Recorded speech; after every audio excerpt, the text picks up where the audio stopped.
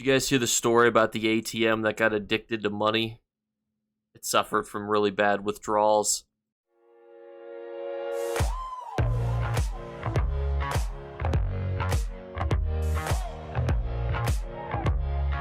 What's going on, YouTube? It's the weekend. We're inside the Hollow City, inside of Cold Harbor, to go over our first of two weekly vendors. Now, this week we have the Big Juice. This is one of the best items and things that you can hope for whenever it comes to a weekly vendor. Why is that? Because people go crazy for sigils. Everybody wants to worship their god, whether it's RK, Dybala, Julianos, etc., etc. These are the creme de la creme items, and for 15,000 gold for the stands and for 20,000 gold for these sigils, they have massive resale value. I would honestly suggest that you get an assortment of these because all of these sell well in the future, and you don't want to have too many. For example, you don't want to be stuck with 50 Akatosh ones and only 10 RK ones, because realistically they usually sell at about an equal rate. But I will say some of the more notable ones like Akatosh, he's a dragon, got a little bit more resale value to you. As far as the Alinor stuff, 10,000 gold for the shrine is also good, as well as these two golden ones, and I suspect next week we'll get the rest of them. The altar, I don't see sell as often, but I think part of that is just because you usually put multiple shrines on top of it, so you won't see as many of them there. The Blackwood Brazier Cold Flame, 15,000 gold for a flaming brazier is actually a pretty good value. 30,000 for this. I'm actually not a huge fan of this one. And then elsewhere stuff, I feel like you could get cheaper elsewhere stuff than 20,000, but I will say I've seen it resell in the future. But definitely the creme de la creme stuff is going to be the sigils and things. And the Orcish Brazier, that's another decent one, but definitely focus on either reselling or picking these up for yourself because they are fantastic. And while our second golden vendor inside of Cyrodiil spawns here for us, this is just a quick reminder to like and subscribe. We're on the road to 23,000 subscribers, a big milestone. It's a bit like turning 23 years old. It seems mundane, nothing really big happens, but it's still a huge milestone worth celebrating. So if you wouldn't mind, hit the subscribe button while we wait for our second vendor, which is coming. And now the golden vendor is here, and we start off with a best in slot set, which is a fantastic start for us. We have Pillar of Nirn. I was just talking about this on stream where I was saying the golden vendor sometimes it's just so lackluster because really the only thing that you can hope for are items that you would normally have to farm in a dungeon that you just don't want to take the time to farm, and then you really want them to be rings because you need 2 rings generally because you've got 2 hands. I guess that's where you put your rings. Don't quote me on that. I guess maybe you just put them on the same hand but on 2 different fingers, or maybe just one hand on 2 fingers. Anywho, you want the rings. Pillar of Nirn is a fantastic set. It's a best-in-slot PvE DPS set. It's a must-have set. Everybody should purchase this, in my opinion, especially if you farmed millions of alliance points just aimlessly throughout the event just because you wanted to be that guy that had a bunch of alliance points. This is a fantastic set to get. I highly encourage you to do it. When you deal damage, you create a fissure underneath the enemy. After 1 second, you deal a bunch of bleed damage to all enemies and cause them to bleed for additional damage over 10 seconds. It's great. It's fantastic. People smarter than I recommend it. Definitely get it. Next, we have a Mother's Embrace. Reduce the radius you can be detected while sneaking by 2 meters and reduce the cost of sneak by 25%. This may shock you, but this is a set that you can 100% skip. There's no real benefit to this because, fun fact, you can actually get this in purple and still receive essentially the same 5-piece set bonus. The only real reason you might want to do this is actually in some sort of PvP build because you do get the 5-piece of weapon and spell and you do get the sneaking cost reduction. That's the only time you would ever want to gold this out. If you're trying to do some overland thief build, which there are better of, you don't need to upgrade this to gold and you can just farm it in the overland. So not something I would suggest golding out. Let's move on. Next up, we have another dungeon set from Blackheart Haven. Now, when you use an ability that costs stamina while in combat, you increase the damage of your light and heavy attacks against monsters by 1645 for 10 seconds. And I generally am very cautious about utilizing light and heavy attack builds and golding them out, and I'll tell you why And it's just because these sets get nerfed, changed a lot. I believe Undaunted Weaver has changed like 5-6 times just over the time period it's been out. And it's gone from really good to decent to not as used. So I definitely do think that you could build this effectively into a light and heavy attack build.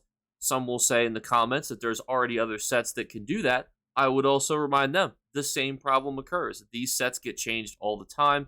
I think ZeniMax really has this mindset of they don't want the best set combos in the game to be light and heavy attack builds, just because they want, I guess, to reward people who are really good at, weaving and, parsing and doing all of these, attacks in combination. They want to reward those players, be a bit goofy if the best sets in the game were just, just kind of press the same couple buttons a few times. But overall, all of that to say, that's what I think when people say, hey, should I make a light and heavy attack build? I say, they're good, they're easy, they're stress-free. You can farm dungeons and trials relatively stress-free with them. You can still parse high DPS. You're probably going to get nerfed at some point. And at some point, you may also need to upgrade and kind of relearn some of those skills to do specific types of content. But those are just my opinions. That is an opinion, so please don't kill me. Next up from Rivenspire, we have Vampire Cloak. Now, Vampire Cloak suffers from the it's alright symptoms, but when you're just alright, you don't really excel at anything. So you get health, weapon and spell, minor protection. All of those things are fine on the surface, but the problem is that to be a 5-piece set that you wear on your body compartments, you generally need to be a little bit better than fine. You don't want to look like your mama dressed you. I would not necessarily suggest getting the set or using it, even though technically everything on it is perfectly passable.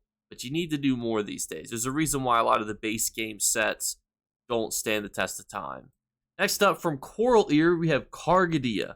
On dealing damage with a heavy attack, create a 6-meter whirlwind that slowly moves forward for 8 seconds, growing by 3 meters every second. Enemies within the whirlwind take shock damage, physical damage, while grouped members reduce their magic and stamina cost by 10%.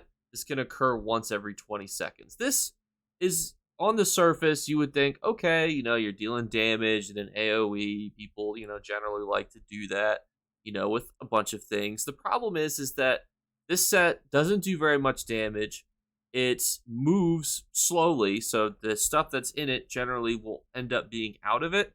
And with how many good mythics and monster sets there are, Kargadia just doesn't see very much utilization. There's certainly people who've built it into different type of goofy things. This is a shoulder, which I love me some shoulders, but overall, I would say you can skip Kargadia, and I think that it's a fine monster set. If you had it, it's not bad, but it's just not good enough to justify 100,000 gold or 200,000 AP.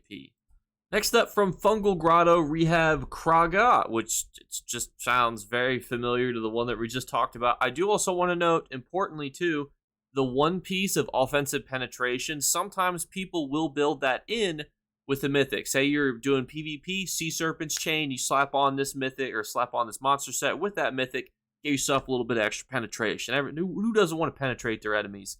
So that is perfectly serviceable. If you want to utilize this to do that, generally, I would suggest you could just farm the helmet, but if you PvP a lot, you probably have tons of alliance points, and if you PvP a lot, you probably don't want to go through the effort of joining a trading guild, so you just waste all your AP on stuff that you don't need anyway, so just buy the shoulders. But when you deal damage, you have a 10% chance to spawn Draugr limbs that create shock waves in front of you, dealing 822 physical damage every 0.6 seconds for 2.4 seconds. Why they decided to go with those numbers, I have no idea. This effect can occur once every 6 seconds. This is actually a pretty good monster set. Now, you will notice that I did not suggest the Corollary set, but I do actually think that this one's pretty decent. Why do I suggest this set versus the other one? And quite simply, most new players don't have access to DLCs. And Corollary is a DLC area. Fungal Grotto 1, you can run blindfolded to get the monster set that goes with it. And I'm a huge proponent of stepping stones, right? So you get yourself a really good set, and then you use those really good set pieces to farm best in slot sets, and you work your way up the ladder. And then when you use your best in slot sets to farm whatever the new best in slot set is, when it comes out either in a trial, a dungeon, Infinite Archive, or wherever they actually decide to make a really good competent set. So this is a great stepping stone for new players because, in my opinion, this is a easy DPS one. You can easily complete the helmet with it. And we just had Mid-Year Mayhem. 200,000 Alliance points is probably relatively cheap, especially if you guys were doing a bunch of Battlegrounds, Cyrodiil, etc. through that time period. So for me, this is actually a pretty decent monster set to get. But that is going to wrap up the video. Thank you guys so much again for watching. And as always, we're doing our 3 giveaway drawings. All you have to do to enter is be subscribed. And for 2 additional entries, follow on Twitch and Twitter. Second thing is just leave a comment in the comments below. Tell me where I'm wrong. Pillar of Nirn was nerfed, but it's still the best in the game, arguably, for what it does. So look at the Arcanist. Nerfed, still the best in the game. It just happens sometimes like that. And then the third thing is just look for a hidden word be flashed upon the screen. For the first person to comment that word, you will win. I just want to thank you guys one last time. We'll be doing a big stream tomorrow. We'll refarm the Infinite Archive with my boy David. So you'll be able to talk to both of us and ask us questions, which you guys have requested because David has probably some of the wildest hot takes in all of ESO. And if you guys think that I'm bad, you should talk to David. So stick on by for that. And obviously, if you want to join us in any of the farming, any of the entertainment, any of the fun, stick on by to the stream tomorrow. We don't have a definitive time yet just because we're in 2 different time zones, but we'll figure that out. Post the stream up, and I'll catch you there. Bye, guys. You better remember to like and subscribe to Jakeclips. Or you should. I might have to pluck your eyes if you don't. Or, better yet, I'll skip rope with your entrails. Do it now. Subscribe. Ta-ta. Off with you.